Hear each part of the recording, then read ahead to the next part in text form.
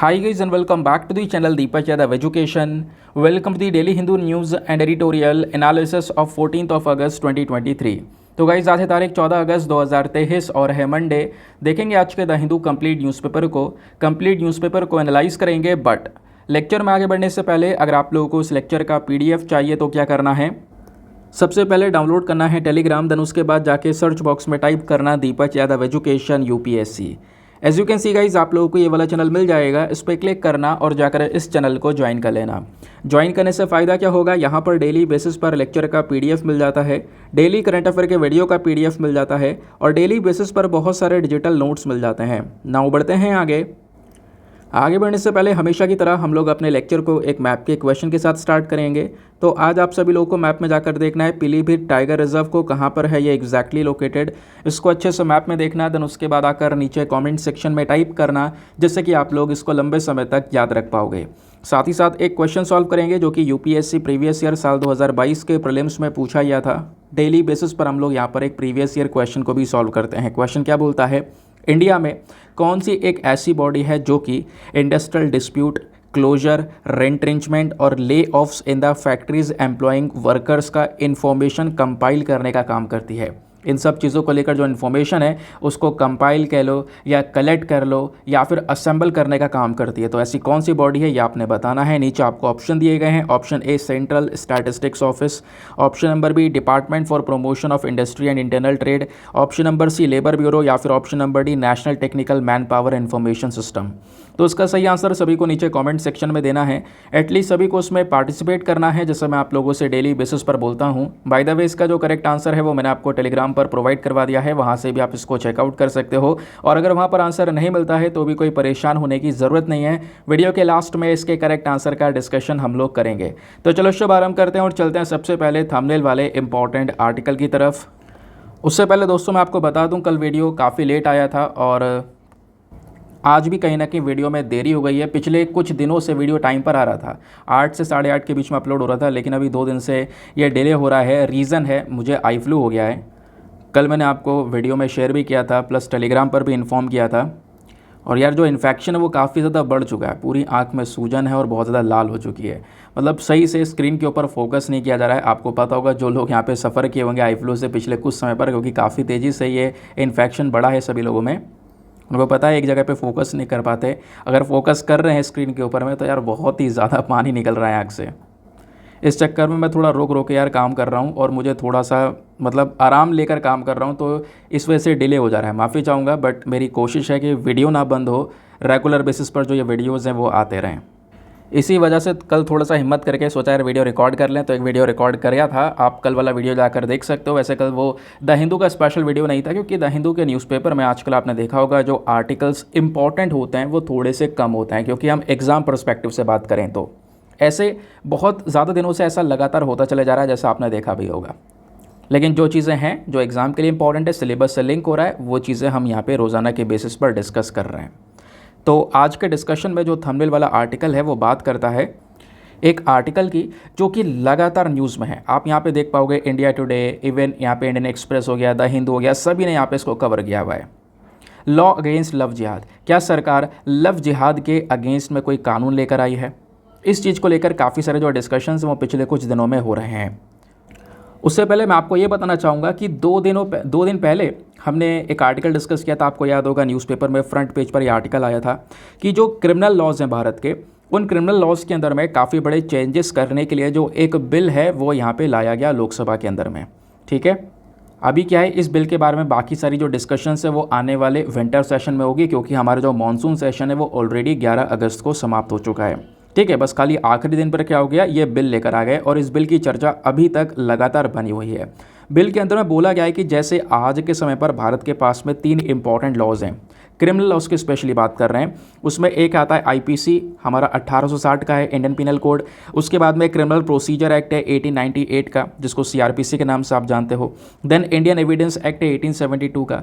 तो ये जो आपको लॉज दिख रहे हैं पुराने वाले, ये बहुत ही ज़्यादा ओल्ड हो चुके हैं। जैसे आप देख पाओगे 1860 का, 1898 का और 1872 का। तो अंग्रेज़ों के समय के, ब्रिटिश एरा के समय के ये सारे के सारे कोड्स बनाए हुए हैं। तो अब हम क्या करेंगे, इनको रिप्लेस करेंगे, और रिप्लेस करने के लिए सबसे पहले इनका नाम चेंज कर दिया गया है।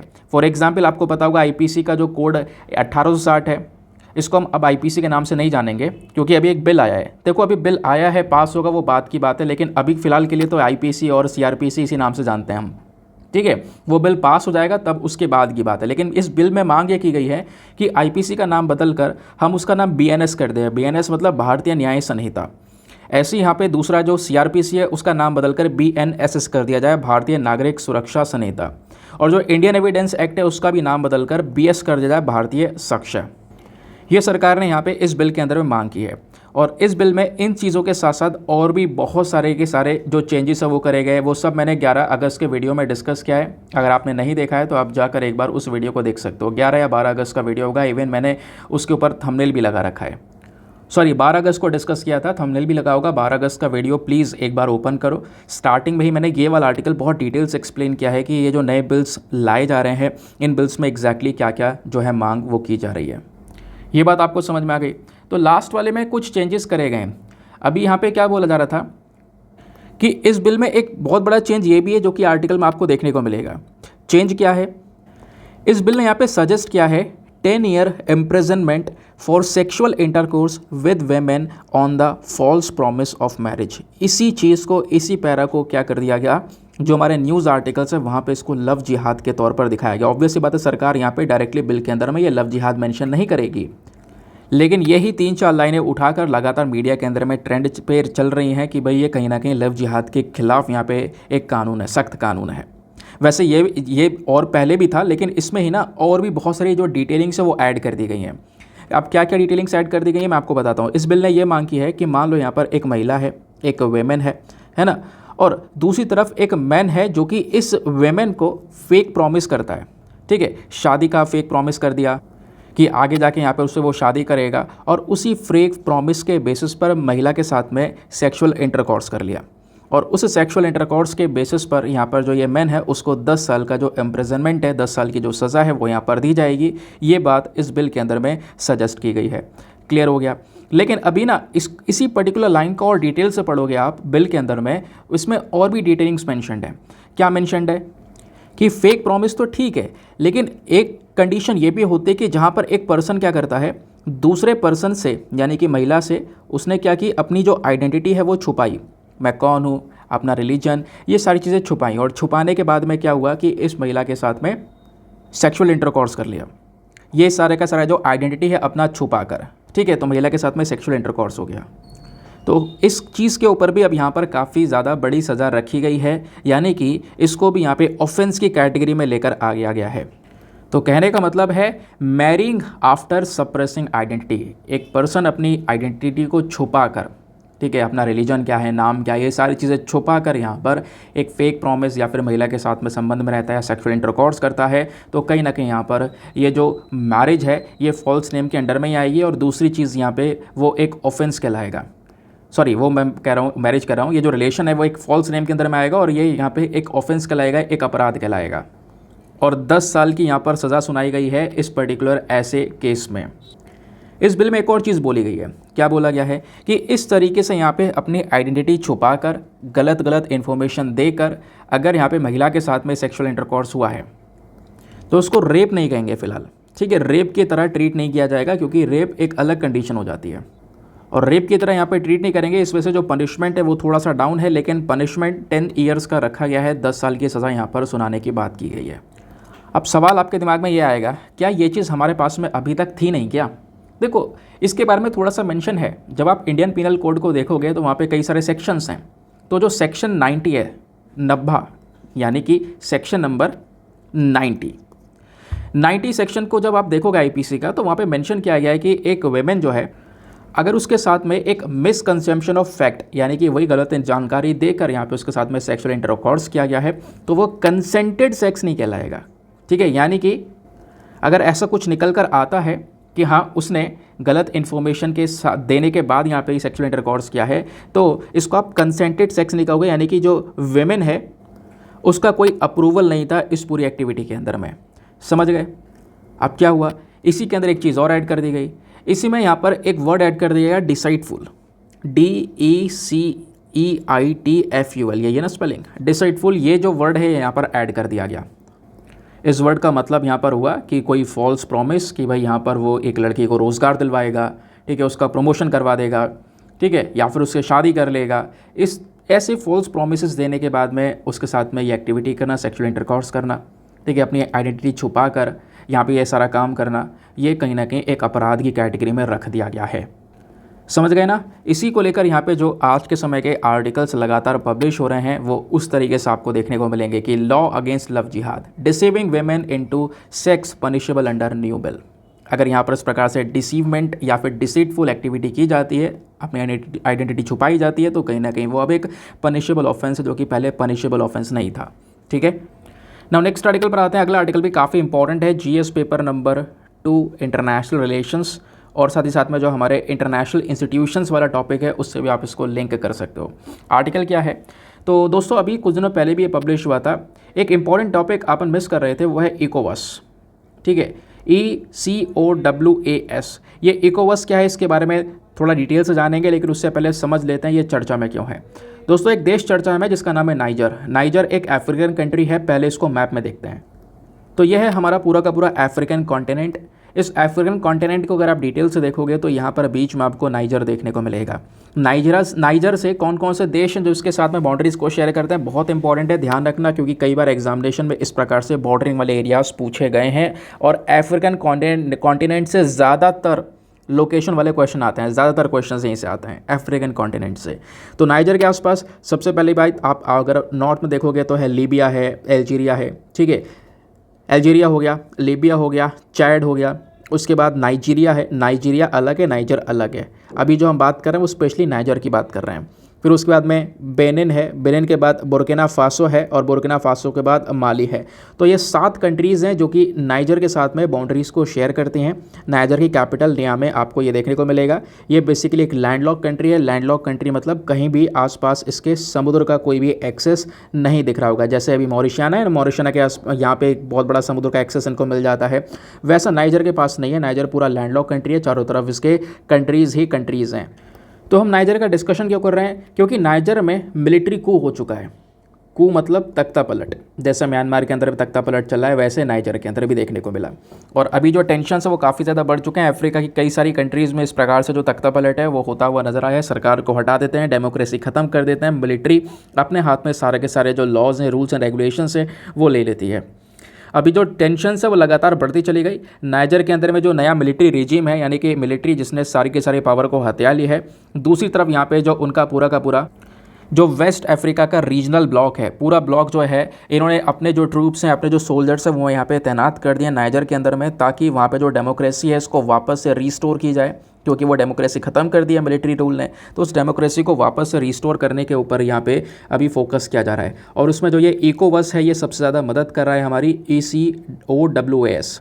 तो इसकी फुल फॉर्म क्या है, इसकी फुल फॉर्म है Economic Community of West African States. West African जो कंट्रीज़ हैं, वेस्टर्न साइड की जो कंट्रीज़ हैं वो सब साथ में यहाँ पर इकट्ठी हो जाती हैं इस प्रकार के सिचुएशन से निपटने के लिए। तो इन्होंने यहाँ पर ये जो पूरा ग्रुप है इन्होंने यहाँ पे डायरेक्ट कर दिया अपने फोर्सेस को कि नाइजर पहुँचो और नाइजर के अंदर में जो ये तख्ता पलट हो चुका है इसको वापस से रिस्टोर करने के ऊपर फोकस करो। ठीक है, डेमोक्रेसी को वापस से लाने के ऊपर फोकस किया जा रहा है। तो इस प्रकार से अभी जो मामला है वो और ज़्यादा बिगड़ता हुआ चला जा रहा है नाइजर में, ये बात यहाँ पर मेंशन की गई है। लेकिन अभी भी यहाँ पर ये अनक्लियर है, मतलब इसके बारे में कोई ज़्यादा इन्फॉर्मेशन नहीं पता है कि कौन कौन सा देश के जो फोर्सेस है वो इसको ज्वाइन करेंगे, कौन कौन सी कंट्रीज़ यहाँ पे कंट्रीब्यूट करने वाली हैं, ये अभी भी सही से क्लियर नहीं हो पाया है। तो ये न्यूज़ निकल कर आई। आई होप आपको ये समझ में आ चुका है ये मुद्दा क्या है। अब ये देखो, मुद्दा तो आपसे एग्जामिनेशन में नहीं पूछा जाएगा। हाँ, ये पूछा जा सकता है, कुछ कंट्रीज़ के नाम दे देंगे, पूछा जाएगा ये रिसेंटली किसी वजह से न्यूज़ में थी, कारण क्या है, तो वो है मिलिट्री कू यानी तख्ता पलट। ठीक है, ऐसे क्वेश्चन अब की बार पूछा भी गया था 2023 में, अभी मैं आपको दिखाऊंगा। दूसरा, लोकेशन पूछा जा सकता है, लोकेशन भी मैंने आपको बता दिया। तीसरा, अब जो है यहाँ पर जो इकोवास नाम की बॉडी है इसके बारे में पूछा जा सकता है, और इसको और कवर कर लेते हैं। तो दोस्तों इसकी फुल फॉर्म मैं आपको बता ही चुका हूँ, एक बार बहुत अच्छे से फिर से पढ़ लेना। Economic Community of West African State, जो हमारा पूरा अफ्रीकन कॉन्टिनेंट है उसके जो वेस्टर्न कंट्रीज़ हैं तो उनका पूरा का पूरा यहाँ पर आपको ये ग्रुप देखने को मिलेगा। ठीक है, तो बॉडी कब बनी थी, सबसे पहली चीज़ देखो, इसको हम ना CEDEAO के नाम से भी जानते हैं फ्रेंच में यहाँ पर। ठीक है, एक रीजनल इंटर गवर्नमेंटल ऑर्गेनाइजेशन है, एक ऐसी बॉडी, एक ऐसा कह सकते हो संगठन है जिसमें यहाँ पे अफ्रीकन कंट्रीज़ हैं इसका हिस्सा हैं, उनकी सरकारें आपस में मिलकर यहाँ पे काम कर रही होती हैं। इस बॉडी को 1975 में इस्टेब्लिश किया गया था और इसको ऐसे नहीं बनाया गया, एक ट्रीटी थी लागोस ट्रीटी। लागोस ट्रीटी के माध्यम से ये पूरा इकोवॉस बनाया गया है। इसका मेन एम क्या है, मतलब किस पर्पज़ के लिए बनाया गया? इसका मेन पर्पज़ ये था कि जितनी भी वेस्ट अफ्रीकन कंट्रीज़ हैं, इन वेस्ट अफ्रीकन नेशंस का जो आपस इकोनॉमिक इंटीग्रेशन उसको मजबूत किया जा सके, आपस में रिलेशंस, इनका कॉपरेशन प्लस आपस में की जो डेवलपमेंट है उसको इम्प्रूव करने के लिए इस बॉडी को यहाँ पे बनाया गया था। इसका जो हेडक्वार्टर है वो नाइजीरिया के अंदर में है। अभी जो हम बात करें मिलिट्री को कि वो नाइजर में है, नाइजीरिया अलग है, तो नाइजीरिया के अंदर में जो अबूजा जगह है वहाँ पर इसका हेडक्वार्टर आपको देखने को मिलेगा। इसको ध्यान रखना, डायरेक्टली वनडे एग्जामिनेशन में, कई सारे एग्जामिनेशन में सवाल बन सकता है। अब जो यूपीएससी वाले हैं जो वो प्रिपेयर कर रहे हैं उनको मेंबर स्टेट्स भी ध्यान में रखना है। तो इकोवॉस के अंदर में आज के समय पर टोटल 15 कंट्रीज़ हैं जो कि इसका हिस्सा है। वो 15 कंट्रीज़ कौन कौन सी हैं? Benin, Burkina Faso, Cape Verde, उसके बाद Cote d' Ivoire, then Gambia है, घाना, गिनिया, फिर उसके बाद में Guinea Bissau, Liberia, Mali, Niger, Nigeria, Sierra Leone, Senegal और टोगो। ये सारी कंट्रीज़ आपको, ये सारी अफ्रीकन कंट्रीज़ देखने को मिल जाती हैं जो कि आज के समय पर इस ग्रुप का मेन हिस्सा हैं। इस ग्रुप के मेन इंपॉर्टेंट गोल्स और ऑब्जेक्टिव्स क्या क्या हैं? सबसे पहली चीज़ मैं आपको बता चुका हूँ, आपस में इकोनॉमिक इंटीग्रेशन को प्रमोट करना, प्लस यहाँ पे जितने भी कंट्रीज़ हैं इनके जो पीपल हैं, लोग हैं, वो आपस में फ्रीली मूव कर सके उसको सपोर्ट करना, उसको और ज़्यादा बढ़ावा देना, गुड्स एंड सर्विसेज के मूवमेंट को बढ़ावा देना आपस की कंट्रीज़ में, प्लस इन सभी देशों को साथ में लेकर आना कि वो ट्रांसपोर्ट, एनर्जी, फाइनेंस, इन सभी सेक्टर में मिलकर आपस में मिलकर काम करें, उसको भी यहाँ पे प्रमोट करने का काम करता है ये इकोवॉस। प्लस इन देशों में कई बार जो कॉन्फ्लिक्ट्स हो जाते हैं उसको यहाँ पे टैकल करवाना है ना, सिक्योरिटी चैलेंजेस को यहाँ पे प्रॉपरली एड्रेस करना, पॉलिटिकल चैलेंजेस को एड्रेस करना, ये सारा काम मेनली यहाँ पर इस इकोवॉस का होता है। इसके अचीवमेंट्स वगैरह क्या हैं, इनिशिएटिव्स क्या क्या हैं जो कि इन्होंने स्टार्ट किए हैं, थोड़ा सा इसके बारे में बात कर लेते हैं। तो इन्होंने अपने यहाँ पर एक रीजनल पीस कीपिंग फोर्स बना रखी है जो जिस फोर्स का मेन काम है शांति को बनाए रखना इन अफ्रीकन कंट्रीज़ में, जिसको हम लोग Economic Community of West African States Monitoring Group के नाम से जानते हैं। और इस पूरी फोर्स ने बहुत इंपॉर्टेंट रोल प्ले किया है लाइबेरिया में जो जंग हुई थी उसके अंदर इस मामले को, इस कॉन्फ्लिक्ट को सुलझाने में। सिएरा लियोन के अंदर में जो ये कॉन्फ्लिक्ट हुआ था 1990s और 2000 के आसपास का, उस दौरान के जो ये कॉन्फ्लिक्ट्स हैं उन कॉन्फ्लिक्ट्स को रिजॉल्व करने में ये जो बॉडी है, ये जो पीस कीपिंग फोर्स है जो इकोवॉस ने बनाई है, इस पीस कीपिंग फोर्स का काफ़ी बड़ा यूज़ हुआ है। और इन्होंने साथ ही साथ में इकोवॉस सिंगल करेंसी इनिशिएटिव को भी लॉन्च किया है ताकि इन सभी कंट्रीज़ जो कि आज के समय पर इसका हिस्सा है वो यहाँ पर एक कॉमन करेंसी को क्रिएट कर सकें, जिससे कि यहाँ पर इनका व्यापार, इकोनॉमिक रिलेशंस और ज़्यादा मजबूत हो सकें। प्लस ये बॉडी मेन फोकस रखती है टेररिज्म, जो आतंकवाद है उससे लड़ने में, मानव की तस्करी, जो ह्यूमन ट्रैफिकिंग हो रही है उसको रोकने में, प्लस जो ऑर्गेनाइज क्राइम्स जो अलग अलग जॉइंट इनिशिएटिव्स के माध्यम से हो रहे हैं उनको यहाँ पे रोकने का काम करती है। ठीक है, तो ये इसके मेन ऑब्जेक्टिव, एम्स, ये सब कुछ बताया। अब यूपीएससी ने 2023 के अंदर में, यानी इसी साल जो 28 मई को प्रीलिम्स हुआ था, वहाँ पे एक सवाल भी पूछा गया था। सवाल क्या था कि पिछले कुछ सालों में ये 4 देश न्यूज़ में, चैड, गुयाना, माली, सूडान, इनको एक इंटरनेशनल अटेंशन मिला है। वो इंटरनेशनल अटेंशन मिलने के पीछे का जो रीज़न है, जो कारण है, वो कॉमन है, यानी कि चारों के लिए एक ही मेन कारण है। तो वो मेन कारण क्या है? Option A, discovery of rich deposits of rare earth elements. Option B, establishment of China military basis. Option C, southward expansion of Sahara desert. या फिर ऑप्शन डी, सक्सेसफुल कू। तो इसका सही उत्तर क्या है? ऑप्शन नंबर डी, सक्सेसफुल कू, यानी कि जो ये तख्ता पलट है ये सबसे ज़्यादा यहाँ पे देखने को मिला है और इन चारों कंट्रीज़ में तख्ता पलट देखने को मिला है, जिस वजह से इंटरनेशनल अटेंशन में चारों कंट्रीज़ आई थी, इस वजह से क्वेश्चन पूछ लिया गया था। तो option number D is the correct answer. ठीक है, बात क्लियर हो गई, आगे आते हैं। ना दोस्तों, आगे बढ़ने से पहले एक ऐसी इंपॉर्टेंट इन्फॉर्मेशन है जो आपके बहुत ज़्यादा काम में आएगी। अगर आप लोगों को पेड ग्रुप ज्वाइन करना है तो जो हमने पेड ग्रुप स्टार्ट किए थे आज से 3.5-4 महीने पहले, उन पेड ग्रुप्स को आप भी ज्वाइन कर सकते हो। आपको बहुत सारे बेनिफिट्स होंगे। उस पेड ग्रुप के अंदर में डेली बेसिस पर जो करेंट नोट्स, पीडीएफ्स वगैरह हैं, वो सारी चीज़ें प्रोवाइड करवाई जाती हैं। फॉर एग्जाम्पल, अभी हम लोगों ने एक आर्टिकल डिस्कस किया, ये अफ्रीकन स्टेट्स वाला, तो इसमें इकोवॉस नाम की बॉडी काफ़ी चर्चा में है, इंपॉर्टेंट है। तो ये कंटेंट मैंने आपको यहाँ पे प्रोवाइड करवाया। वो कंटेंट आपको इंग्लिश, हिंदी के फॉर्म में, पीडीएफ के फॉर्म में, प्रिंटेबल फॉर्म में, स्पेशली आप प्रिंट भी कर सकते हो, उस प्रकार की पीडीएफ्स वहाँ पे प्रोवाइड करवाई जाती हैं। तो उस ग्रुप को ज्वाइन करने का जो अमाउंट है बहुत ही मिनिमम है, just 499 rupees for the life time access. आपने केवल 1 टाइम इन्वेस्टमेंट करना है, वो भी 499 का। उसके अलावा कोई दोबारा सब्सक्रिप्शन लेने की ज़रूरत नहीं है। और अगर आप लोग इसको ज्वाइन करना चाहते हो तो व्हाट्सएप पर एक मैसेज करना है। आपने व्हाट्सएप नंबर आपको दिख रहा होगा 8534873368। इस नंबर पर मैसेज कर देना, हाँ मुझे इस ग्रुप को ज्वाइन करना है। आपको वहाँ से रिप्लाई आएगा, एक मैसेज सेंड किया जाएगा, पेमेंट का प्रोसेस दिया जाएगा और उससे बड़ी बात, एक डेमो वीडियो का लिंक दिया जाएगा। आप उस डेमो वीडियो को अच्छे से देख लेना। ठीक है, अगर आप सेटिस्फाई होते हो तो आप यहाँ पे वो इन्वेस्टमेंट कर सकते हो, उस ग्रुप को ज्वाइन कर सकते हो। तो वीडियो देखने के बाद में, सेटिस्फैक्शन होने के बाद में, आपने वो जो पेमेंट का प्रोसेस दिया है उस प्रोसेस को अपना कर पेमेंट करना है और आप उसके माध्यम से ग्रुप में ऐड हो जाओगे। ठीक है, बाकी एक बात जो मैं हमेशा बोलता हूँ दोस्तों, मेक श्योर करना वीडियो पे जो लाइक का बटन है उसको प्रेस कर देना। आज भी हमारा एक छोटा सा टारगेट है 5K प्लस लाइक्स का, जिसको पूरा करना है। साथ ही साथ में आप मेरे साथ में इंस्टाग्राम पे भी जुड़ सकते हो। इंस्टाग्राम पे जाओगे, वहाँ पे लिखोगे दीपक यादव एजुकेशन, मेरा प्रोफाइल मिलेगा जहाँ पर 13,000 से ज़्यादा ऑलरेडी लोग जुड़ चुके हैं। आप भी मेरे साथ में पर्सनली जुड़ सकते हो ना। दोस्तों आपको याद होगा, आज से कुछ दिनों पहले एक आर्टिकल हमारा छूट गया था, जिसको मैंने बोला था कल डिस्कस करूँगा, ऐसे करते करते बोला था संडे को डिस्कस करेंगे, लेकिन आई फ्लू होने की वजह से इसको मैं डिस्कस नहीं कर पाया। कल का वीडियो हमारा शॉर्ट रहा था, तो आज आर्टिकल्स वैसे भी कम है, तो आज हम यहाँ पे इसका डिस्कशन करेंगे। तो बात की जा रही है SMR के बारे में। देखो, बहुत ही ज़्यादा इंपॉर्टेंट आर्टिकल है, आपने किसी भी कीमत पर इस आर्टिकल को छोड़ना नहीं है। तो प्रॉपर जो बैकग्राउंड नोट्स है वो भी मैं आपको प्रोवाइड करवाने वाला हूँ रिगार्डिंग दिस आर्टिकल। तो जो SMR है, SMR की फुल फॉर्म पता है क्या है? इस स्मॉल मॉड्यूलर रिएक्टर, ये यहाँ पर इसकी एक फुल फॉर्म है। ठीक है, आपने देखा होगा जैसे आज के समय पर जो इलेक्ट्रिसिटी का जनरेशन हो रहा है, बिजली बन रही है, नॉर्मली हमारे बड़े बड़े न्यूक्लियर पावर प्लांट्स लगाए जाते हैं। कुछ इस तरीके से वो न्यूक्लियर पावर प्लांट्स दिख रहे होते हैं, ठीक है, जिसमें से बहुत ही ज़्यादा पोल्यूशन होता है, बहुत ही धुआं निकलता है, उसके बाद में जाकर जो हमें बिजली है वो मिल पाती है। ये बड़े साइज़ के कन्वेंशनल रिएक्टर्स होते हैं जो बिजली का उत्पादन करते हैं। अब इन्हीं का एक वर्जन है, लेकिन ये साइज़ में छोटे होते हैं, जिसको हम लोग स्मॉल मॉड्यूलर रिएक्टर के नाम से जानते हैं। ठीक है, जैसे बड़े बड़े यहाँ पे जो रिएक्टर्स होते हैं, इनकी जो कैपेसिटी है 7,000 मेगावाट तक एनर्जी जनरेट करने की कैपेसिटी है। स्मॉल मॉड्यूलर रिएक्टर की जो कैपेसिटी है वो लगभग 3,000 मेगावाट तक की कैपेसिटी इनकी देखने को मिल जाती है। तो ये जो हमारे स्मॉल मॉड्यूलर रिएक्टर हैं, बोला जा रहा है क्या ये इंडिया की मदद कर सकते हैं नेट ज़ीरो के टारगेट को अचीव करने में? पहला क्वेश्चन ये है कि सर ये नेट ज़ीरो क्या है? देखो, हम दो चीज़ों को फोकस पे लेकर चल रहे हैं, एक तो नेट ज़ीरो, दूसरा डीकार्बोनाइजेशन। डीकार्बोनाइजेशन का मतलब है कि जो पोल्यूशन हो रहा है, जो कार्बन रिलीज़ हो रहा है एनवायरनमेंट के अंदर में बहुत सारा, उसको कंट्रोल करना। वही सिंपल नेट ज़ीरो का पर्पस भी है। नेट ज़ीरो का पर्पस भी यही है कि जो आज के समय पर एमिशन हो रहा है उसको हम ज़ीरो कर दें, वो जो पोल्यूशन जिस तरीके से हो रहा है उसको हम लोग ज़ीरो कर दें, उसके बाद कोई भी पोल्यूशन ना रिलीज़ हो। ठीक है, तो क्या ये बड़े बड़े रिएक्टर्स को रिप्लेस कर सकता है स्मॉल मॉड्यूलर रिएक्टर? SMR कितना इफेक्टिव हो सकता है? डीकार्बोनाइजेशन क्या होता है? डीकार्बोनाइजेशन में चैलेंजेस क्या क्या हैं? SMR के एडवांटेजेस क्या हैं? इसकी ज़रूरत क्या है? सारे पॉइंट्स को एक एक करके डिस्कस करेंगे। आप स्क्रीन पर नीचे देखते हुए चलना, सारी इन्फॉर्मेशन आपको मज़ेदार तरीके से क्लियर होती हुई चलेगी। आपको मैं न्यूक्लियर फिशन, फ्यूजन, ये दोनों में काफ़ी लोगों को कन्फ्यूजन होता है, वो वाला जो स्टेप है वो भी क्लियर करवाऊंगा। तो अभी क्या हो रहा है, दुनिया भर में जो कोयले का कंजम्पशन है वो तेज़ी से बढ़ रहा है। आज भी हम लोग जो ज़्यादातर बिजली का उत्पादन कर रहे हैं वो कोयले को जलाकर तब जाके उस इलेक्ट्रिसिटी का जनरेशन होता है, सभी को पता है इसके बारे में। ठीक है, अब दूसरी तरफ हम लोग फोकस कर रहे हैं अपनी रिन्यूएबल एनर्जीज़ के ऊपर में, solar energy, wind power energy, इन चीज़ों के ऊपर मेन फोकस कर रहे हैं।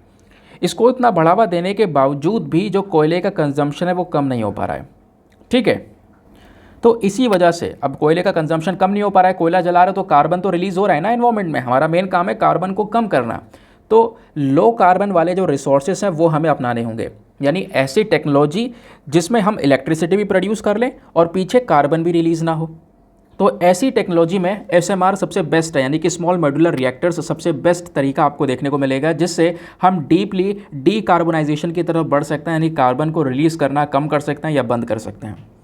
अभी के समय पर जो नॉर्मल वाले बड़े साइज़ के न्यूक्लियर पावर प्लांट्स होते हैं, जिसको हम कन्वेंशनल न्यूक्लियर पावर प्लांट्स बोलते हैं, ये ना बहुत ज़्यादा सफ़र कर रहे हैं टाइम और कॉस्ट ओवररन्स को लेकर। देखो, बहुत ज़्यादा पैसा भी चाहिए होता है इसको रन करने के लिए। अब दूसरी तरफ ये लोग बहुत ज़्यादा पोल्यूशन भी पैदा करते हैं, तो इसको लेकर एक चिंता व्यक्त रहती है। और एक सबसे इंपॉर्टेंट चीज़, ये जो कन्वेंशनल न्यूक्लियर पावर प्लांट्स होते हैं ये बहुत ही रिस्की होते हैं, बहुत ही खतरनाक होते हैं। इसमें से काफ़ी सारा स्पेंट फ्यूल भी निकलता है, उस स्पेंट फ्यूल का स्टोरेज का काम करना, इसके लिए काफ़ी सारी ज़मीन भी चाहिए होती है इस न्यूक्लियर पावर प्लांट को लगाने के लिए। समझ गए, कई बार डिजास्टर हो जाते हैं जिससे कि आसपास के एरिया में रहने वाले जो लोग हैं उनके ऊपर एक बुरा इम्पैक्ट पड़ता है, क्योंकि इसके अंदर न्यूक्लियर एनर्जी है, न्यूक्लियर रेडिएशन का काफ़ी बड़ा खतरा बना रहता है। तो इसका एक ऑल्टरनेटिव क्या हो सकता है, जो कि अभी कई सारी जो डेवलपिंग कंट्रीज़ हैं, है ना, उन्होंने यहाँ पर धीरे धीरे इस चीज़ को स्टार्ट करना शुरू कर दिया इसको करना, और कई सारी कंट्रीज़ यहाँ पे इसको बना भी रही हैं, इस SMR को। किस चीज़ को? SMR स्मॉल मॉड्यूलर रिएक्टर की हम बात कर रहे हैं। ये जो न्यूक्लियर रिएक्टर होंगे, ये न्यूक्लियर रिएक्टर साइज़ में छोटे होंगे, इनकी जो मैक्सिमम कैपेसिटी होगी इलेक्ट्रिसिटी जनरेशन की वो 300 मेगावाट्स तक की होगी। मतलब न्यूक्लियर या जो हमारे नॉर्मल वाले बड़े वाले पावर प्लांट्स है ना, इसके कंपैरिजन में ऑब्वियस ही बात है इलेक्ट्रिसिटी का कम जनरेशन हो रहा होगा, लेकिन दूसरी तरफ कहीं ना कहीं जो पोल्यूशन है वो भी कंट्रोल होता हुआ नजर आएगा, ऐसा यहाँ पे बोला गया। तो इससे कहीं ना कहीं एक आसार दिख रहा है हमें कि जो नेट जीरो का टारगेट है भारत का, उसको अचीव किया जा सकता है। फिर बात आती है डीकार्बनाइजेशन की। तो स्पेशली डीकार्बनाइजेशन होता है क्या, और थोड़ा सा इसको डिस्कस करते हैं। डीकार्बनाइजेशन का मतलब होता है एक ऐसा प्रोसेस जिसके अंदर हम कार्बन डाइऑक्साइड के जो एमिशंस है उसको रिड्यूस कर दें, उसको कम कर दें। कार्बन डाइऑक्साइड कहाँ से रिलीज़ हो रहा है, ये कार्बन रिलीज़ हो रहा है ह्यूमन एक्टिविटीज़ से, पोल्यूशन जो कर रहे हैं हम उसकी वजह से, फॉसिल फ्यूल्स को जला रहे हैं उसकी वजह से, कोयले को जला रहे हैं, ऑयल जल रहा है, नेचुरल गैस की बर्निंग की वजह से भी यहाँ पर ये कार्बन रिलीज़ होता है। तो इसकी वजह से ये मतलब क्या हो रहा है, कार्बन इंक्रीज़ हो रहा है। इसी कार्बन को रिड्यूस करना, इसको कम करना, वो हमारा डीकार्बनाइजेशन है। क्लियर। अब इसकी ज़रूरत क्या है, देखो दोस्तों, ज़रूरत यह है कि दुनिया भर के जो कंट्रीज़ हैं वो आज के समय पर सफ़र करना शुरू कर दिए हैं क्लाइमेट चेंज की वजह से, क्योंकि जितना कार्बन रिलीज़ होगा हमारा टेम्परेचर, हमारा तापमान उतना गर्म होता चला जाएगा, और गर्म होने के बाद ग्लेशियर्स पिघलेंगे, वो पानी समुद्र के अंदर आएगा, समुद्र का स्तर बढ़ेगा, कई सारी आइलैंड कंट्रीज़ डूबने वाली हैं। अभी कुछ दिनों पहले एक आर्टिकल डिस्कस किया था मैंने कि जैसे तुवालू है, तुवालू का अभी न्यूज़ में नाम आया कि वो डूबने वाला है, देश समुद्र के अंदर समाने वाला है। रीज़न क्या है, वही क्लाइमेट चेंज। तो ऐसे कई सारे इश्यूज़ होते हैं, समझ गए। तो वो जो चीज़ें हैं ना कहीं ये जो आगे इतनी बड़े बड़े इंसिडेंसेस हो रहे हैं, ये पोल्यूशन के ऊपर काफ़ी ज़्यादा डिपेंडेंट है। तो डीकार्बनाइजेशन की हमें बहुत ज़्यादा ज़रूरत है। और दूसरी चीज़, दुनिया भर की कंट्रीज़ ने मिलकर जो अपने टोटल 17 सस्टेनेबल डेवलपमेंट गोल्स हैं ना, उन गोल्स को अचीव करने का टारगेट बनाया कि 2030 तक इन गोल्स को अचीव करेंगे। इसमें से जो गोल नंबर 7 है, 7 नंबर वाला जो गोल आपको देखने को मिलेगा, वहाँ पर मेन मकसद है कि सभी कंट्रीज़ जोर लगाएं अफोर्डेबल और सस्टेनेबल एनर्जी एक्सेस के ऊपर। एक ऐसी एनर्जी को जनरेट किया जाए जो कि अफोर्डेबल हो, सस्टेनेबल हो, जिससे कोई पोल्यूशन भी ना हो रहा हो। हालांकि यहाँ पे जो दुनिया है पूरी की पूरी, वो आज के समय पर फॉसिल फ्यूल्स के ऊपर ज़्यादा डिपेंडेंट है, इस कोयले के ऊपर, तेल के ऊपर, नेचुरल गैस के ऊपर ज़्यादा डिपेंडेंट है। इवन हमारे दुनिया भर में 82% जो एनर्जी सप्लाई हो रही है वो लगातार इन्हीं सब चीज़ों की वजह से हो रही है, फॉसिल फ्यूल्स के ऊपर डिपेंडेंट है। इसी वजह से हमें बहुत ज़्यादा ज़रूरी है कि हम अर्जेंट बेसिस पर जो डीकार्बनाइजेशन है इस पावर सेक्टर का वो करें, यानी कुछ ऐसे ऑल्टरनेटिव टेक्निक्स का यूज़ करें जिससे पोल्यूशन कम हो और दूसरी तरफ हमें इलेक्ट्रिसिटी भी मिलती रहे। समझ गए। अब क्वेश्चन ये है, क्या ये ऐसे बोलने जैसे बोल रहे हैं वैसे आसान भी तो हो सकता है करना? नहीं, इतना आसान नहीं इसको करना, क्योंकि डीकार्बनाइजेशन करने के दौरान हमें बहुत सारी चुनौतियां भी फेस करनी पड़ती हैं। फॉर एग्जांपल, सबसे पहला क्लीन एनर्जी और ट्रांजिशन चैलेंजेस, यानी कि कोयले से जो हमें शिफ्ट करना है क्लीन एनर्जी की तरफ, ये इतना आसान नहीं है जितना हम सोच रहे हैं या बोल रहे हैं, वो उतना ही कॉम्प्लिकेटेड प्रोसेस है। कई सारी कंट्रीज़ ना जो पूरी तरह से सोलर एनर्जी के ऊपर डिपेंडेंट है, विंड एनर्जी के ऊपर डिपेंडेंट है, यानी कि उन्होंने अपने देश में रिन्यूएबल एनर्जी को अपनाना शुरू किया और उसके ऊपर डिपेंडेंट हो जा रही हैं, तो जो पावर मिलती है रिन्यूएबल एनर्जी से वो इतना विश्वसनीय नहीं होती हैं, इतनी पावरफुल पावर या इतना विश्वास नहीं कर सकते उन पावर्स के ऊपर, वो ऐसी हैं। ठीक है। अब जैसे कि सोलर एनर्जी की बात करेंगे, जब धूप निकलेगी तब आपको एनर्जी मिलेगी, ठीक है, जब धूप नहीं निकलेगी तो वो एनर्जी डाउन हो जाएगी। तो इसी डीकार्बनाइजेशन पावर सिस्टम में सबसे बड़ी प्रॉब्लम यही आ रही है कि रिन्यूएबल सेक्टर में स्टेबल पावर नहीं है, हमें चाहिए stable power.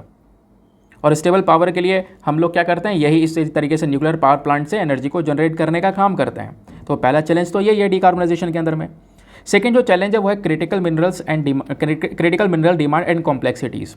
International energy agency नाम की जो बॉडी है, इन्होंने एक अंदाज़ा लगाकर बताया है कि दुनिया भर में 3.5 गुना ज़्यादा डिमांड बढ़ने वाली है क्रिटिकल मिनरल्स की, ऐसे खनिज पदार्थ जो कि बहुत ज़्यादा इंपॉर्टेंट होते हैं। For example lithium, nickel, cobalt, rare earth elements.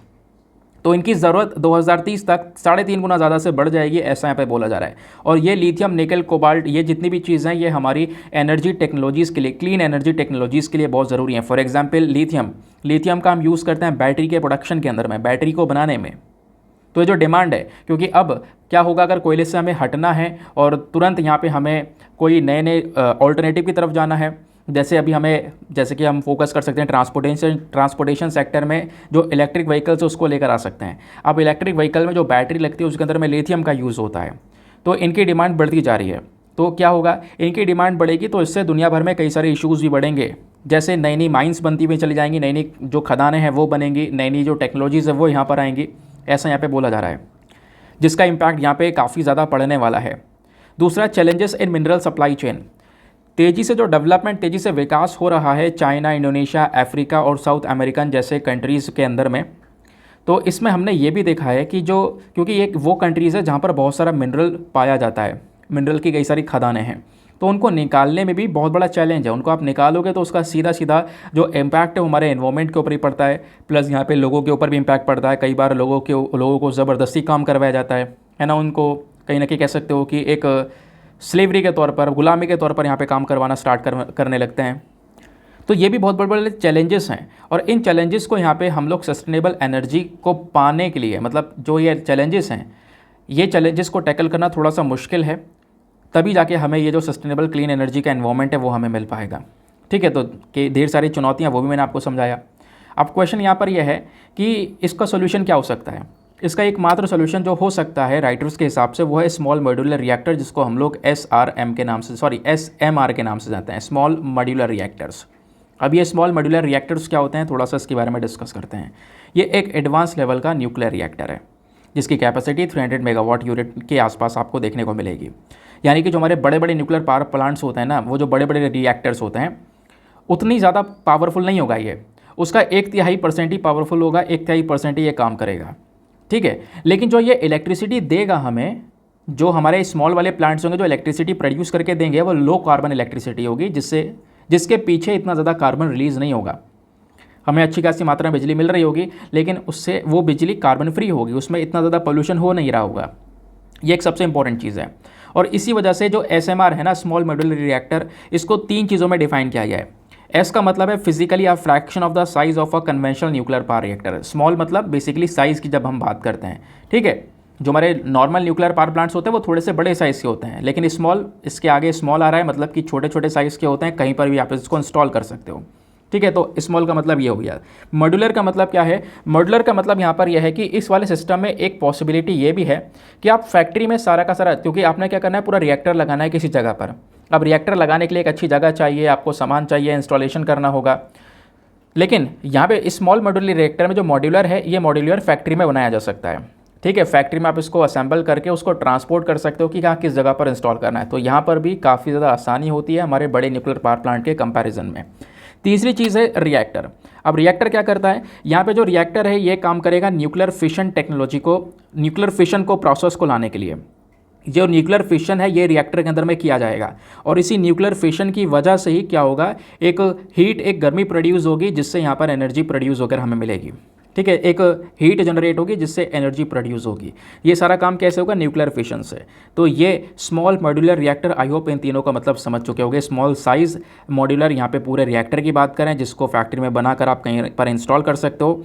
ठीक है, और जो रिएक्टर उसमें न्यूक्लियर फिशन नाम की जो यहाँ पर पूरा प्रोसेस है वो किया जाएगा, जिससे हीट जनरेट होगी और उससे एनर्जी को हम जनरेट कर सकेंगे, एनर्जी को प्रोड्यूस कर सकेंगे।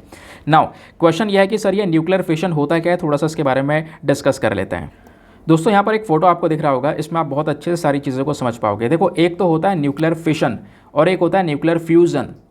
फिशन जिसकी अभी हम बात कर रहे हैं, ठीक है, फ्यूज़न जो कि बेसिकली बहुत ही ज़्यादा पावरफुल एनर्जी होती है। फिशन के कंपैरिजन में बहुत ज़्यादा पावरफुल होता है फ्यूज़न। फ्यूज़न हमारे सन के अंदर होता है। जो हमारा सूर्य है ना, सूर्य इतना ज़्यादा जल रहा है, इतनी एनर्जी रिलीज़ कर रहा है, उसके पीछे का रीज़न क्या है, क्योंकि उसके अंदर में न्यूक्लियर फ्यूजन हो रहा है। ठीक है, तो न्यूक्लियर फ्यूजन में क्या होता है कि जब 2 या 2 से ज़्यादा हमारे एटम्स आपस में जुड़कर एक हो जाएं। 2 एटम्स हैं, ये आपस में आ गए, जुड़ गए, एक हो गए, यानी फ्यूज़ हो गए। फ्यूज़ मतलब आपस में मिल गए, फ्यूजन हो गया। तो जैसे यहाँ पर ये दोनों आपस में मिल जाते हैं, ये फ्यूजन हो जाता है, और ये फ्यूजन हमारे स्टार्स में और सन में यानी सूर्य के अंदर भी देखने को मिलता है। इसी वजह से ये एनर्जी जनरेट होती है, और ये फ्यूजन बहुत ही ज़्यादा एक्सट्रीमली हाई एनर्जी होती है। एक्सट्रीमली हाई एनर्जी हमें चाहिए भी होती है 2 प्रोटॉन्स को साथ में लाने के लिए। ये जो एनर्जी फ्यूजन से रिलीज़ होती है ना, ये फिशन से कई गुना या 3 से 4-5 गुना ज़्यादा भयंकर या उससे ज़्यादा होती है। समझ गए? अब ये फिशन क्या है ये डिस्कस करते हैं। तो फ्यूजन तो आपके सन में मिल गई, स्टार में मिल गई, लेकिन जो फिशन एनर्जी है इसमें क्या होता है, इसमें यहाँ पे जब 2 बड़े बड़े एटम्स के ऊपर जोर लगाकर हम उनको अलग कर देते हैं। ठीक है, यानी कि 2 नहीं, एक बड़े एटम को, एक बड़ा एटम है उसके ऊपर इतना प्रेशर डाला गया, उसके ऊपर इतनी एनर्जी डाली गई कि वो जो बड़ा एटम है वो टूट कर 2 या 2 से ज़्यादा में बट जाए। बड़ा एटम, एक लार्ज साइज़ का एटम स्मॉलर वंस में टूट जाए, स्प्लिट हो जाए, बट जाए। उसको हम लोग बोलते हैं न्यूक्लियर फिशन। फिशन को हम कर सकते हैं, इस फिशन को आप देख पाओगे, ये जो रिएक्शन है इसको हम नॉर्मली कर सकते हैं। वैसे हमारी प्रकृति के अंदर में फिशन नहीं होता है, इसको यहाँ पे मैन मेड एक्टिविटी है, जबकि फ्यूज़न हमारी प्रकृति में देखने को मिलेगा, सन के अंदर में फ्यूजन वाली एक्टिविटी हो रही है। तो फ्यूजन में जब दो बड़े बड़े एटम्स आपस में मिल जाते हैं, फ्यूज हो जाते हैं। फिशन में बेसिकली यहाँ पर ये दोनों अलग अलग हो जाते हैं, एक बड़ा एटम जो है उसमें से ये छोटे छोटे 2-3 एटम अलग हो जाएंगे, स्मॉलर वंस में बट जाएंगे, उसको हम बोलते हैं फिशन।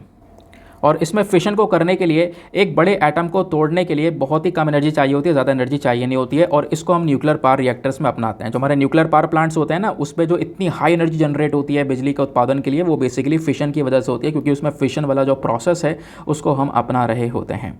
ठीक है, तो फ्यूज़न और फिशन आई होप आप समझ गए होंगे।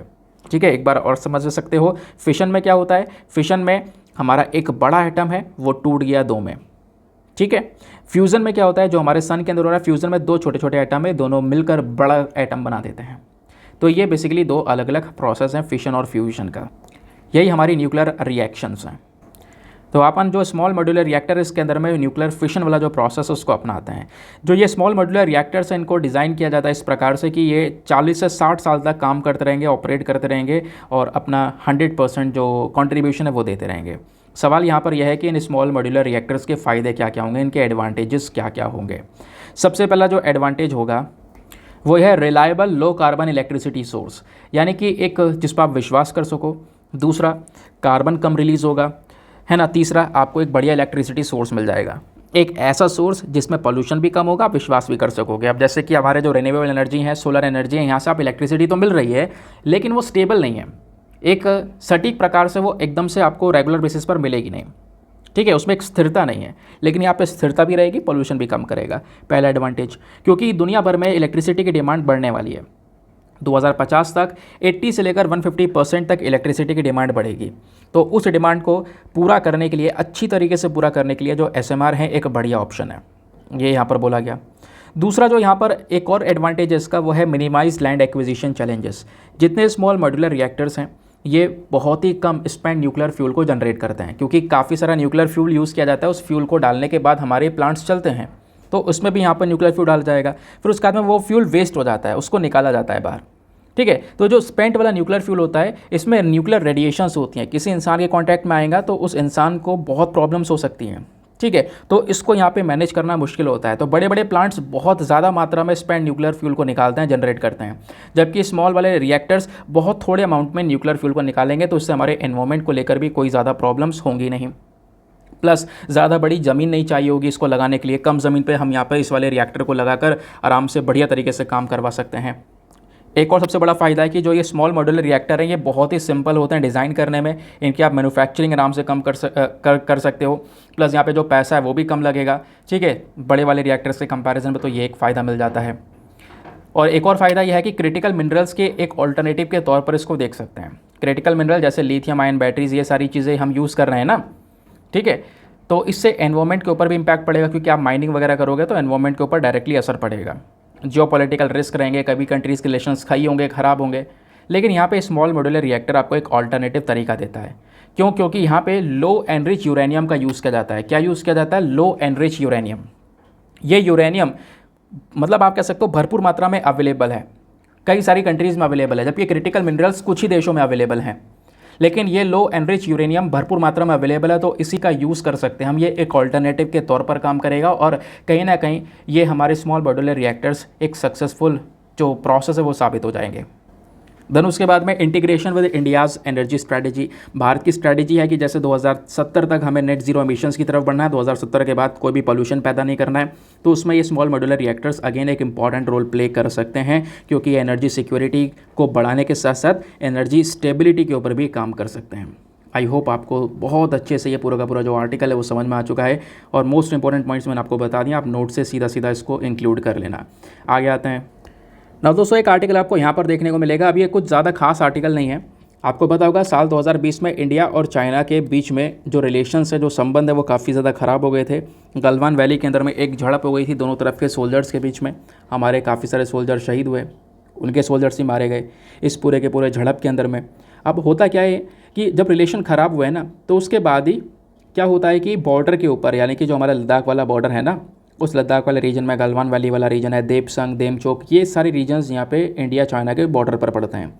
उस बॉर्डर पर जो दोनों साइड की आर्मी है वो आमने सामने खड़ी हुई हैं और कई सारी जगह से 2020 से अभी तक उन आर्मीज़ को पीछे पीछे हटाया गया, यानी डिसएंगेजमेंट का प्रोसेस अपनाया गया। ठीक है, क्या हुआ 2020 से अभी तक लगभग कह सकते हो 18 बार दोनों देश के जो कॉर्प्स कमांडर हैं उनके बीच में बातचीत हो चुकी है कि वहाँ पे डिसएंगेजमेंट किया जाए, बॉर्डर के ऊपर जो ये दोनों तरफ के सोल्जर्स आमने सामने खड़े हैं इनको पीछे पीछे हटाया जाए। कई सारे एरिया से हटाया गया। ठीक है, लेकिन अभी बोला जा रहा है कुछ एरियाज बाकी हैं। कुछ एरियाज़ कौन कौन से बाकी हैं, तो वो दो रीजन आपको देखने को मिलेंगे, देपसंग और देमचौक। देपसंग और देमचौक, इन दोनों रीजन के ऊपर सबसे बड़ा फोकस होने वाला है इस नई लेटेस्ट मीटिंग में। तो नई लेटेस्ट मीटिंग कब होने वाली है? आज होने वाली है। अभी तक 18 बार इस प्रकार की मीटिंग हो चुकी है बॉर्डर पर शांति बनाने के लिए। ये जो आज मीटिंग होगी ये 19वीं मीटिंग होगी न्यू दिल्ली के अंदर में। इस 19वीं मीटिंग के अंदर में इंडिया चाइना के जो कॉर्प्स कमांडर हैं वो यहाँ पर डिस्कशंस करने वाले हैं, या आपने इसके बारे में ध्यान रखना है। सॉरी, चुजूल में यहाँ पर ये मीटिंग होने वाली है। बात क्लियर हो गई। इससे पहले 18 बार बातचीत जो हो चुकी हैं उसमें भी कोई इतने प्रॉपर सोल्यूशंस निकले नहीं है। तो आज भी ये मीटिंग हो दो, उसके बाद ही हम लोग देखेंगे कि एग्जैक्टली क्या क्या डिस्कशंस यहाँ पे दोनों के बीच में हुए हैं ना। दोस्तों, आज एडिटोरियल डिस्कशन पे तो आज हमारे न्यूज़पेपर में द हिंदू में स्पेशली एडिटोरियल कोई ज़्यादा कुछ खास काम के नहीं है, यानी एग्ज़ाम की जब हम बात करते हैं, क्योंकि ऑब्वियसली हम पढ़ रहे हैं एग्जामिनेशन के पर्सपेक्टिव से, कोई मज़ेदार मसालेदार न्यूज़ या कोई ऐसे पढ़ने नहीं बैठे हैं। एग्जाम में जो हेल्प कर सके वो पढ़ना है। इसलिए जब इंडियन एक्सप्रेस पे जाओगे तो आपको एक बहुत ही अच्छा ओपिनियन देखने को मिलेगा, बहुत ही अच्छा आर्टिकल देखने को मिलेगा और बहुत ही डिटेल में पब्लिश किया गया है, जो कि इंडियन एग्रीकल्चर सिस्टम के बारे में बात करता है। यह आर्टिकल आपका हर एक जीएस पेपर से लिंक हो सकता है, GS paper number 2, GS paper number 3, even GS paper number 1 के साथ में भी हम इसको लिंक कर सकते हैं। तो सीड्स फॉर ग्रोथ को लेकर बात की है कि कैसे जो एक टेक्नोलॉजी है वो भारतीय एग्रीकल्चर को पूरी तरह से और बढ़ा सकती है, बूस्ट कर सकती है। ये एक एडिटोरियल बहुत ही शानदार एडिटोरियल है और आज का जो मेंस का क्वेश्चन है वो इसी आर्टिकल के ऊपर बेस्ड रहने वाला है। तो इसको लिखा गया है मालविका दलानी जी के थ्रू, यहाँ पर इसको लिखा गया है। तो डिस्कस करेंगे आखिरकार इनके क्या है इंपॉर्टेंट पॉइंट्स।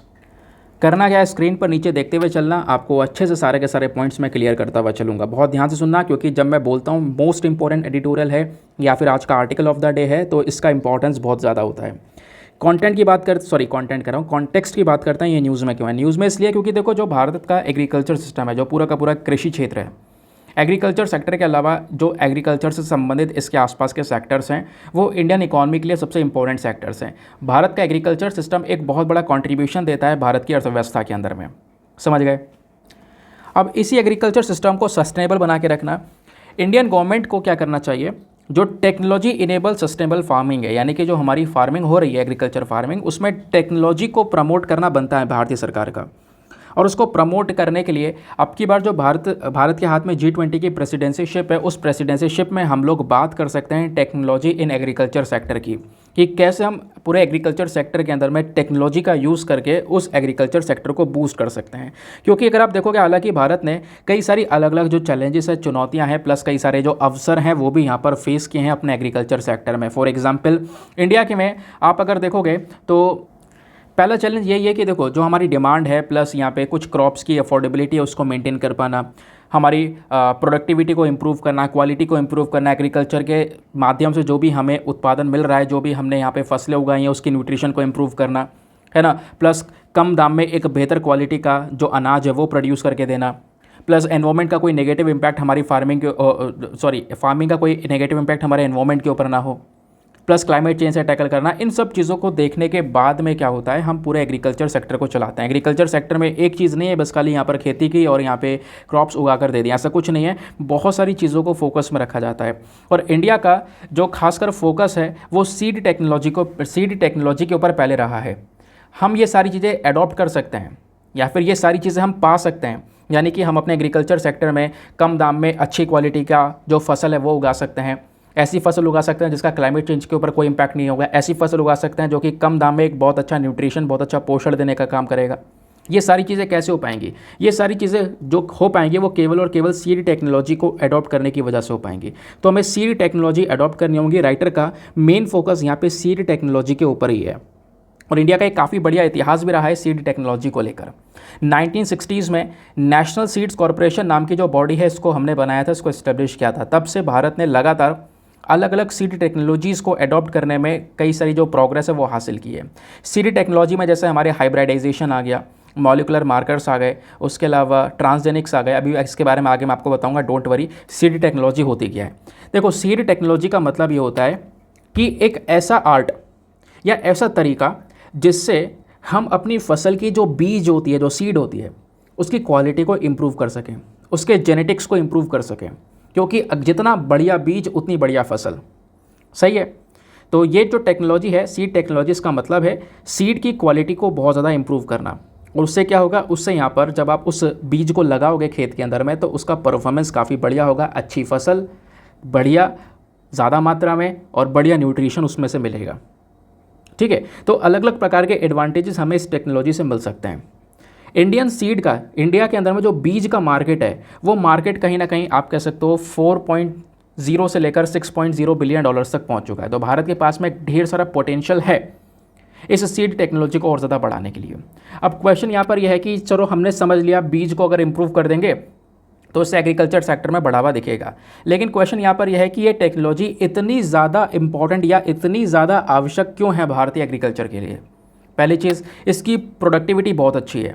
जब आप इस बढ़िया सीड का, यानी कि आप अच्छी क्वालिटी का सीड या बीज यूज़ कर रहे हो, तो इससे क्या होगा, जो हमारी फसल की जो इसकी वॉल्यूम थी, यानी कि इसका जो प्रोडक्शन है वो थोड़ा सा बढ़ जाएगा। आप अलग अलग वैरायटीज़ के ऊपर फोकस कर सकते हो, आप हाई क्वालिटी का जो फ्रूट है उसको यहाँ पे प्रोड्यूस कर सकते हो, प्लस आपकी फसल के ऊपर कीड़े नहीं लगेंगे, कोई बीमारी नहीं लगेगी। क्योंकि कई बार ऐसा होता है कि जो हमारे किसान हैं उनकी फसलों को कीड़े खा जाते हैं, जिसकी वजह से उनको एक बहुत बड़ा लॉस होता है, या कई बार सूखा पड़ जाता है, बारिश नहीं पड़ती है ना, उस दौरान भी यहाँ पे फसलें बेकार हो जाती हैं, तब भी काफ़ी बड़ा लॉस होता है। इन सारी सिचुएशंस को या इन सारी प्रॉब्लम्स को जो हैंडल कर जाए, उसी को हम सीड टेक्नोलॉजी बोल रहे हैं।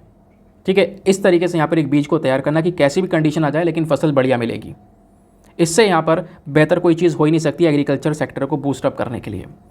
दूसरा जो यहाँ पर इंपॉर्टेंस आपको देखने को मिलेगा वो है हायर इनपुट यूज़ एफिशिएंसी। मतलब सीड टेक्नोलॉजी कहीं ना कहीं, जैसे कि आपको क्या करना पड़ता है, आज अगर आप नॉर्मल बीज का यूज़ करके, ठीक है, फसल उगाते हो, अब उस फसल की सुरक्षा के लिए, उसको बढ़ावा देने के लिए खाद भी यूज़ कर रहे हो, कीड़े से बचाने के लिए पेस्टिसाइड भी यूज़ कर रहे हो, तो अलग अलग चीज़ों के लिए अलग अलग खर्चा बैठ रहा है, नहीं बैठ रहा है। तो इससे अच्छा यह है कि एक ऐसी बढ़िया सीड, यानी ऐसा जो सीड टेक्नोलॉजी से प्रोड्यूस हुआ बीज है, जो बीज खुद से फर्टिलाइज़र का भी काम करेगा, खुद से यहाँ पे अपने आप को कीड़ों से बचा ही पाएगा। तो केवल आपने जो पैसा खर्च करना होगा वो केवल बीज के ऊपर खर्च करना होगा, इस फर्टिलाइज़र पेस्टिसाइड्स के ऊपर खर्चने की ज़रूरत नहीं है। इससे क्या होगा, यहाँ पर आपका कॉस्ट भी कम हो जाएगा, एफिशिएंसी लेवल बढ़ जाएगा। समझ गए? ये यहाँ पर बोला गया। सो सीड टेक्नोलॉजी क्या कर सकती है, न्यूट्रिएंट्स को इंप्रूव कर सकती है, प्लांट की ग्रोथ को इंप्रूव कर सकती है, क्योंकि आपने बीज ही ऐसा बोया है उसमें। एक और फ़ायदा है उसका हाई रेजिलियंस। ये टेक्नोलॉजी कहीं ना कहीं जो हमारी फसल की स्टेबिलिटी है, जो उसकी स्थिरता है, उसको मेंटेन कर सकती है। जैसे जैसे क्लाइमेट बदलता है ना, कई बार बारिश तेज़ हो गई, ज़्यादा हो गई, तब फसल ख़राब, कई बार बारिश हुई नहीं, सूखा पड़ गया, तब फसल ख़राब। ठीक है? तो कहीं ना कहीं ऐसी कंडीशंस में हमारी फसल को स्थिर बनाए रखना, वो काम यहाँ पे सीड टेक्नोलॉजी का होता है। क्योंकि यहाँ पे हम जो बीज बनाते हैं उसमें बीज में कई बार जेनेटिक एडिटिंग कर देते हैं, है ना, मतलब कुछ उसमें बदलाव किया जाता है, बदलाव करने के बाद उसका जीन के अंदर चेंजेस करे जाते हैं, जीन के अंदर चेंजेस करने से वो बीज इतना मजबूत हो जाता है कि कैसी भी कंडीशन आ जाए, चाहे सूखा पड़ जाए, चाहे बारिश पड़ जाए, वो फसल उगेगी, बढ़िया उगेगी। समझ गए? प्लांट को यहाँ पर एक सपोर्ट मिल जाता है, प्लांट को एक इम्यूनिटी मिल जाती है सीड टेक्नोलॉजी के माध्यम से। अब कहोगे कि चलो इतना समझ में आ गया, कुछ एग्जाम्पल्स वगैरह मिल जाएंगे इसके। हाँ, कुछ एग्जाम्पल्स हैं सीड टेक्नोलॉजी के, जैसे सबसे पहले मिलेट सीड्स। मिलेट्स जो होते हैं हमारे, वो न्यूट्रिएंट रिच हैं। मिलेट्स आप समझ रहे हो ना, मिलेट्स में हमारा ज्वार, बाजरा, रागी, ये सारी चीज़ आ गई। इनमें भरपूर मात्रा में जो न्यूट्रिएंट्स, जो पोषण वो पाया जाता है। और ये क्रॉप थोड़े समय तक आपने उगानी होती है। हमारे एग्रीकल्चर को बढ़िया से आगे चलाने में, सस्टेन करने में ये क्रॉप का काफ़ी बड़ा रोल है। और इंडिया मिलेट के प्रोडक्शन में ग्लोबल लीडर है। और इस साल हम लोग, आपको पता होगा, इंटरनेशनल ईयर ऑफ मिलेट्स की तरह भी देख रहे हैं 2023 को। तो कहीं ना कहीं यहाँ पर इंडिया ने बहुत हाई क्वालिटी की जो मिलेट्स की बीज हैं वो अपने यहाँ पे प्रोड्यूस की हैं, अलग अलग टेक्निक का यूज़ करके, जैसे ब्रीडिंग का यूज़ करके, मॉलिकुलर टेक्निक्स का यूज़ करके एक बढ़िया बीज आपको यहाँ पे मिल जाएंगी, जो कि कहीं ना कहीं क्लाइमेट रेजिलिएंट बीज हैं। क्लाइमेट रेजिलिएंट का मतलब कैसा ही तापमान हो, कैसे ही टेम्परेचर हो, कैसे ही वेदर हो, हर वेदर में ये बढ़िया तरीके से ग्रो हो सकती हैं मिलेट्स। तो ये एग्जाम्पल है। दूसरा cotton seeds. Cotton again India के लिए एक बहुत इंपॉर्टेंट कैश क्रॉप है। कैश क्रॉप मतलब जिसको हम उगाते हैं मेनली प्रॉफिट के पर्पज़ के लिए, उगाकर हमें सीधा उसको सेल करना, एक्सपोर्ट करना है, जिससे ढेर सारा प्रॉफिट हो सके। तो जो कॉटन है, जो कपास है, ये भारत के लिए एक इंपॉर्टेंट कैश क्रॉप है। और कहीं ना कहीं हमारे मिलियंस ऑफ फार्मर्स के लिए एक मेजर सोर्स ऑफ इनकम भी है, उनका आय का, उनका इनकम का एक बहुत इंपॉर्टेंट रास्ता भी है। तो इंडिया ने कहीं ना कहीं कॉटन प्रोडक्शन के मामले में भी एक बहुत बड़ा सक्सेस हासिल किया है, और ये सक्सेस हमें 2002 में मिल चुकी थी। कैसे? जब हमने बीटी कॉटन हाइब्रिड को इंट्रोड्यूस किया। अब आप समझ रहे हो कि सीड टेक्नोलॉजी क्या है। बीटी कॉटन जैसे हम लाए थे ना, बीटी कॉटन में हमने क्या किया था, जेनेटिक एडिटिंग की थी। बीटी कॉटन एक ऐसी फसल है, बीटी कॉटन एक ऐसी क्रॉप देखने को मिलेगी जो कि कहीं ना कहीं यहाँ पर जिसके अंदर, यानी कि इस कॉटन के अंदर जीन में, स्पेशली जो उसके जीन होते हैं उसके अंदर में बदलाव किया गया है। DNA RNA जैसा होता है ना, उसके जीन के अंदर में चेंजेस करे गए, और चेंजेस इस तरीके से कर दिए गए कि वो कॉटन की जो फसल है बीटी कॉटन की, वो इतनी ज़्यादा बढ़िया हो गई है कि कोई भी अगर कीड़ों का अटैक होगा तो उस कीड़े को अटैक से अपने आप को बचा सकेगी। उसकी इम्यूनिटी इतनी स्ट्रांग हो चुकी है। समझ गए? तो ये भी यहाँ पर भारत ने इसको भी अचीव कर रखा है। इंडिया ने इस प्रकार से कई सारी और भी जो वैरायटीज़ हैं सीड्स की, वो यहाँ पर डेवलप की हैं अलग अलग टेक्निक्स के माध्यम से, जीन एडिटिंग के माध्यम से। आप समझ रहे होंगे। अब ऐसे यहाँ पर इंडिया में वेजिटेबल सीड्स भी हैं। इंडिया के अंदर में बहुत सारी वेजिटेबल क्रॉप्स, ठीक है, बहुत सारी सब्जियों वाली जो फसलें वो देखने को मिल जाती हैं, और उसके लिए हमें अलग अलग सीड्स की आवश्यकता होती है। तो इंडिया ने सीड एनहेंसमेंट टेक्नोलॉजीज़ को यहाँ पर वेजिटेबल सीड्स के लिए भी यूज़ किया है, उसके लिए भी इंट्रोड्यूस किया है। जैसे हम बायोस्टिमुलेंट, न्यूट्रिएंट्स, बायोलॉजिकल, इस प्रकार की चीज़ों को यूज़ कर रहे हैं ताकि ये जो बीज हैं सब्जियों वाली, इसकी क्वालिटी और इसका परफॉर्मेंस दोनों को इम्प्रूव कर सकें। लेकिन जिस तरीके का सपोर्ट मिलना चाहिए था इस सीड टेक्नोलॉजी को, उस तरीके का सपोर्ट नहीं मिल पाया। क्यों? क्योंकि हमारे इंडियन एग्रीकल्चर सेक्टर में ढेर सारे चैलेंजेस, ढेर सारी जो चुनौतियां हैं वो यहाँ पर देखने को मिलती हैं। जैसे सबसे पहले जो चुनौती है वो है uncertainty in water supply. India का जो पूरा एग्रीकल्चर सेक्टर ये पूरी तरह से निर्भर है मॉनसून रेन के ऊपर, जो मॉनसून की बारिश होती है उसके ऊपर, ठीक है, जो कि अनरिलायबल है, अविश्वसनीय है। क्यों? क्योंकि यहाँ पर कभी हो सकती, कभी नहीं हो सकती, भाई ये नेचर के ऊपर है, ठीक है। तो हम लोगों को पहला जो दिक्कत होती है एग्रीकल्चर सेक्टर में, जो पहली प्रॉब्लम है हमारी, वो यह है। और इसी के रिजल्ट में कई बार क्या होता है, साल ब साल आप देख पाओगे जो हमारे अनाज हैं, ये जो क्रॉप्स हैं, एक फ्लक्चुएट होती रहती है। किसी दिन किसी साल ज़्यादा प्रोडक्शन हो गया, किसी साल यहाँ पे बहुत ही कम प्रोडक्शन हो गया। रीज़न क्या है? बारिश, कभी कम है कभी ज़्यादा है। समझ गए? अब उसके बाद यहाँ पे दूसरी जो प्रॉब्लम है इंडिया में एग्रीकल्चर सेक्टर में, वो क्या है? Lack of remunerative income. ज़्यादा कोई इनकम नहीं है। ज़्यादातर जो फार्मर्स, जो ज़्यादातर किसान आपको इंडिया में देखने को मिलेंगे ना, वो यहाँ पे सब्सटेंस फार्मिंग की प्रैक्टिस कर रहे हैं। मतलब इसका मतलब यह है कि वो फसलें तो उगा रहे हैं लेकिन मेनली अपने कंजम्पशन के लिए, यानी कुछ फसलें उगाते हैं उससे उनकी रोटी चलती है, वो यहाँ पर अपना वो जो अनाज है वो उगाया उसको खा लिया, और जो थोड़ा बहुत ना मात्र के बराबर बचता है उसको मार्केट में बेच देते हैं, जो पैसा मिल गया उससे यहाँ पर उनका घर चलता है। तो ये रेमरेटिव इनकम की काफ़ी ज़्यादा कमी होना, ये भी कहीं ना कहीं हमारे एग्रीकल्चर सेक्टर को पीछे ढकेलती है। एग्रीकल्चर प्रोड्यूस को लेकर जो प्राइसेस होते हैं ये भी काफ़ी कम होते हैं और काफ़ी ज़्यादा इसमें भी ऊंच नीच होता रहता है, ठीक है। जो हमारे फार्मर्स हैं कई बार इनको एक्सप्लॉइट किया जाता है मिडिल मैन के थ्रू, ट्रेडर्स के थ्रू, मनी लेंडर्स के थ्रू, है ना, जिन्होंने यहाँ पर इनको उधार दे रखा है। जो व्यापारी है, ठीक है, जो जिससे पैसा ले रखा है उधार फार्मर्स ने, उनके ऊपर बहुत ज़्यादा हाई रेट का कमीशन, मतलब कि कई बार उधार ले लेते हैं ना फार्मर्स पैसा, तो उनसे बहुत ज़्यादा ब्याज लिया जाता है, बैंक के मुकाबले बहुत ज़्यादा ब्याज लिया जाता है इनसे, तो उसका भी बर्डन इनके ऊपर बढ़ता रहता है। प्लस बहुत फार्मर्स ऐसे हैं जिनके पास में कोई भी इंश्योरेंस का जो स्कीम है वो नहीं देखने को मिलती है, उसकी वजह से भी ये लोग पैसा नहीं उठा पाते हैं, इंश्योरेंस का कोई पैसा नहीं मिल पाता। दूसरी चीज़ यहाँ पे अगर ये लोग कहीं पर पैसा उधार लेने जाते हैं तो वहाँ पे डेट ट्रैप के अंदर फंस जाते हैं। डेट ट्रैप मतलब किसी बड़े व्यापारी से पैसा उधार ले लिया इन्होंने, अब लेने के बाद में बहुत ज़्यादा ब्याज के दर पर लिया, अब वो पैसा वो चुका नहीं पा रहे हैं। अब पैसा चुकाने के लिए भी यहाँ पे उनको लोन चाहिए, उनकी फसलें बर्बाद हो गई, तो क्या हो गया, वो उसी उधार के अंदर में फंस गए वो, समझ गए। प्लस फार्मर्स के पास में हमारे ज़्यादा बार्गेनिंग पावर है भी नहीं। दूसरा इंसान सामने वाला भले ही बार्गेनिंग कर ले, कम दाम में ले ले, लेकिन फार्मर ज़्यादा यहाँ पर बार्गेनिंग अभी कर नहीं रहे हैं, जिसके चक्कर में इन्हें एक अच्छा प्राइस नहीं मिल पाता है, और प्राइस ना मिलने की वजह से इनकी इनकम कम रह जाती है। एक और प्रॉब्लम यहाँ पे है, वो है fragmentation of land holding. India में एग्रीकल्चर सेक्टर में एक जो सबसे बड़ी प्रॉब्लम है वो ये है कि जो हमारे जॉइंट फैमिली सिस्टम, देखो गांव में आपने देखा होंगे बहुत बड़े बड़े परिवार हुआ करते थे, बड़ी बड़ी फैमिलीज हुआ करती थी, कई सारी फैमिलीज आपस में जॉइंट होकर रहती थी, जिसको हम जॉइंट फैमिली सिस्टम बोलते हैं। लेकिन फिर किसी ना किसी वजह से यहाँ पर ये जॉइंट फैमिली सिस्टम धीरे धीरे टूटने लगता है, ब्रोक डाउन हो जाता है। अब ब्रोक डाउन किसी न किसी लड़ाई की वजह से, कारण की वजह से अलग अलग होने लगते हैं। अब जैसे जैसे अलग होते हैं, इनकी जो ज़मीनें होती हैं, प्लस यहाँ पे जो साथ में मिलकर खेती कर रहे थे वो ज़मीनों का बंटवारा हो गया। अब उस प्लॉट को छोटे छोटे प्लॉट के अंदर बांट दिया गया। ये प्रॉब्लम्स इंडिया में ज़्यादा है। इंडिया में आप देख पाओगे जो एवरेज साइज़ है लैंड होल्डिंग का भारत में वो 2 हेक्टेयर से कम का है, मतलब ज़्यादातर लोगों के पास में जो ज़मीन है वो 2 हेक्टेयर से भी कम है, स्पेशली फार्मर्स की बात कर रहे हैं। इंडिया में 86% फार्मर्स, 86% बहुत बड़ा अमाउंट हो गया, बहुत बड़ा नंबर हो गया बेसिकली।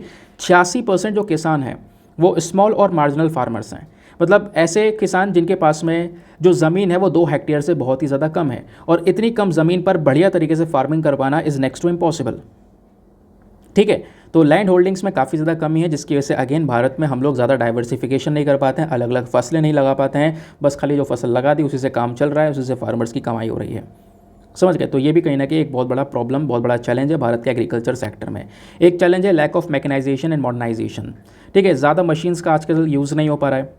ठीक है, वैसे खेती बाड़ी के अंदर में खेत की जोताई के लिए, वहाँ पे उगाने के लिए, इरिगेशन के लिए, है ना, सिंचाई के लिए, इन सब चीज़ों के लिए नई नई मशीन्स आ चुकी हैं। आप देखोगे दुनिया भर की कंट्रीज़ के अंदर में एडवांस लेवल की मशीन्स का यूज़ हो रहा है, लेकिन इंडिया में यहाँ पर इन मशीन्स का बहुत ही कम यूज़ या फिर ना के बराबर यूज़ है, जिसकी वजह से हम एग्रीकल्चर सेक्टर में ज़्यादा आगे नहीं बढ़ पा रहे हैं।